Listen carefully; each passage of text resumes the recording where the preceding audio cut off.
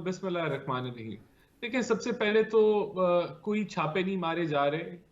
अगर किसी के खिलाफ किसी ने कोई कानून तोड़ा है या किसी ने किसी के खानदान को थ्रेट किया है या किसी ने कोई लाइन क्रॉस की है तो उसके खिलाफ एफआईआर दर्ज की जाती है और फिर कार्रवाई होती है। मैं पॉलिटिकल विक्टिमाइजेशन के बिल्कुल हक में नहीं हूं, लेकिन मैं इस चीज के हक में भी नहीं हूं कि आप अफसरान के फैमिलीज को थ्रेटन करें और आप जो है धमकियां दें या फिर जो है प्रोपेगेंडा करें कि कोई किसी को कत्ल करने लगा है और ये प्लानिंग हो रही है और मंसूबाबंदी हो रही है। तो यहाँ मैं इस चीज के बिल्कुल हक में नहीं हूं कि आप उसमें गद्दारी की शिकें डालें और चीजें करें, लेकिन जो कानूनी कार्रवाई, अगर कोई कानून तोड़ता है तो बिल्कुल एन ना इंच ऊपर ना इंच नीचे उसके मुताबिक जो है जिस वो चीज का कार्रवाई शिकार आप करनी लोग चाहिए। खुद थे और आप लोग गिला करते थे और रोते थे, उसी पॉलिटिकल विक्टिमाइजेशन की बू आ रही है इन तमाम कार्रवाइयों से कि किसी एक शहर में बिल्कुल भी नहीं। मुकदमा है, मरी में मुकदमा है, कराची में मुकदमा है शेख रशीद पे।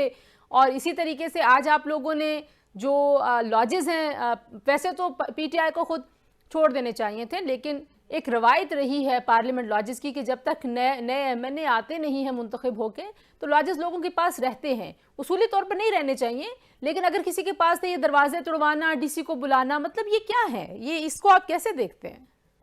देखिए देखिए, सबसे पहले तो कोई कंपैरिजन नहीं है जो पीटीआई ने ऑपोजिशन के साथ किया जब वो हुकूमत में थी। नवाज शरीफ 370 दिन जेल में, 340 दिन शहबाज शरीफ, मरियम नवाज 160 दिन, हमजा शहबाज 627 दिन नैब के काले कानून को इस्तेमाल करके हीरोइन के केस डाले गए राना सनाउल्लाह पे। और यहाँ अगर कोई किसी के खानदान को धमकी लगाता है और एफआईआर दी जाती है और फिर डे टू डे ट्रायल होता है और उसको 3-4 दिनों में बेल मिल जाती है, तो इसका कंपैरिजन आप उससे बिल्कुल नहीं कर सकते जो पीटीआई ने अपने दौर में किया और जिस तरीके से इन्होंने नैब को एक आला बना के सियासी इंतकाम लिया, वो नहीं हो रहा। ठीक हमने है। उस काले कानून का बंद कर दिया। तो मैं यहाँ आपसे जो है वो इस चीज पे एग्री नहीं करता कि हम कोई यहाँ कोई अच्छा, ठीक है।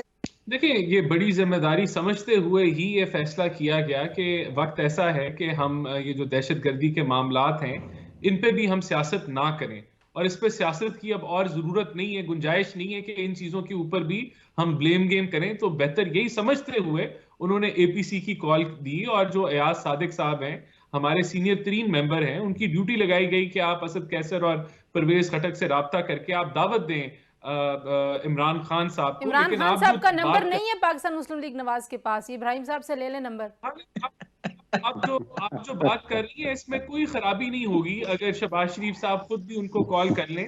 मेरे ख्याल से अच्छी तजवीज है और आपके प्लेटफॉर्म से ये आवाज जाएगी। मैं भी रेकमेंड करूंगा कि आप खुद भी कॉल कर लें ताकि कोई कसर ना रह जाए। और मैं तो, आप यकीन करें, मैंने तो आज से महीना पहले ये कहा था कि हमें इस चीज की जरूरत है कि हम वहां चले जाएं, दावत तो दें और इस ये जो एक जो स्टैंड स्टिल हुआ है मामला ऑपोजिशन हुकूमत का कि कोई बातचीत भी नहीं है, वो खत्म हो। लेकिन देखिए, मैं यहाँ जरूर मुझे कहना पड़ेगा कि एक जो इंतहाई पोलराइजेशन का माहौल है उसके ऊपर जरूर आप फैसला करें या ऑडियंस फैसला करे कि किसकी जिम्मेदारी ज्यादा है। यानी कि जब ये हुकूमत में थे तब भी ऑपोजिशन से कोई बातचीत नहीं थी, तब भी ऑपोजिशन को एक कॉर्नर किया गया था, और ठीक है। आज जब ये ऑपोजिशन में है तो ये कौन सा अच्छा, जरा ऐसा लीडर है जिसके ब्रेक से ऊपर वापस आते हैं तो इन्होंने पूछते कत्ल हैं। किया? देखिए, मैं समझता हूँ ये एक खुशाइन चीज है। जैसे भी हुआ, आईएमएफ की वजह से हुआ या नहीं हुआ, वो एक अलहदा डिबेट है, लेकिन ये खुशाइन इकदाम है। ट्रांसपेरेंसी जितनी भी लाई जाए, जो जो गवर्नमेंट ऑफिसर्स हैं, आपके आर्म्ड फोर्सेस है, जुडिशरी है, ब्यूरोक्रेसी है, पॉलिटिशियंस हैं, इसके अंदर कोई इसमें किसी को कोई प्रॉब्लम नहीं होना चाहिए कि अगर वहां ट्रांसपेरेंसी ऑफ असासे जो है वो डिक्लेरेशन कोई मस्त कर दी जाए तो ये अच्छी बात है।